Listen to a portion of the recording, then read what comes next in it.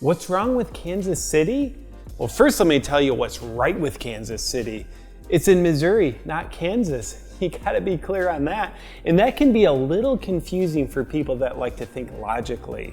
But we're not in Kansas anymore. And we never were, Dorothy. Kansas City is like the tofu of cities. You make a meat substitute out of tofu and it's like, I used to be a plant, but now I identify as meat. Well, Kansas City identifies as Missouri, and don't you question it. But I'll say this, don't go bringing your tofu to Kansas City because it's barbecue country there. Plus, tofu has limited rights in Kansas City. And if you suffer from a condition where your blood isn't overly thick and it can still course its way through your veins, then Kansas City has a cure for you, which is a lot of barbecue. Go to Jack Stack Barbecue to prove to all your friends you're not a vegan. And if you are a vegan, it's probably best to stay in your kale-based closet because Kansas City isn't ready for your decalcified bones and all your vegan fundamentalism. I'm a big Chiefs fan. The only thing I love more than football in Kansas City is cultural appropriation of Native Americans in Kansas City.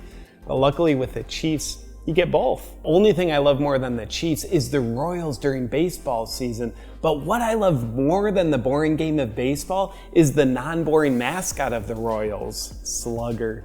He's a lion, obviously. Kansas City says, yeah, the Royals are what we are, except that's kind of stupid, so we'll be lions instead. Any more questions? And for the good news, Kansas City achieves cultural appropriation against lions too. If you like the historic streetcars in San Francisco, then you'll love the streetcar that opened in Kansas City, a historically relevant 3 years ago. Along with cities like Miami and LA, Kansas City is known for its fitness lifestyle. You'll catch people working on their fitness by doing things like staring at a fountain downtown, eating barbecue, and sitting on a streetcar to see the city instead of walking. At the Nelson Atkins Museum, you'll see a tribute to America's 139th favorite sport, badminton, because of its giant shuttlecock installation gracing the front lawn. And because approximately 1 out of 475 people know what a shuttlecock is, it's hard to get any more relevant with a piece of art. When I'm done not knowing what shuttlecocks are at the museum, I love to go shopping at Country Club Plaza.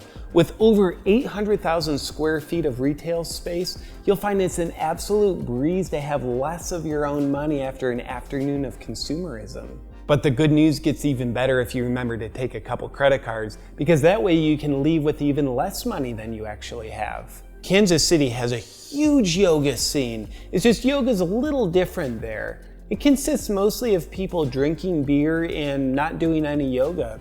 Never seen it done that way before, and I think that's really innovative. That's what's right with Kansas City.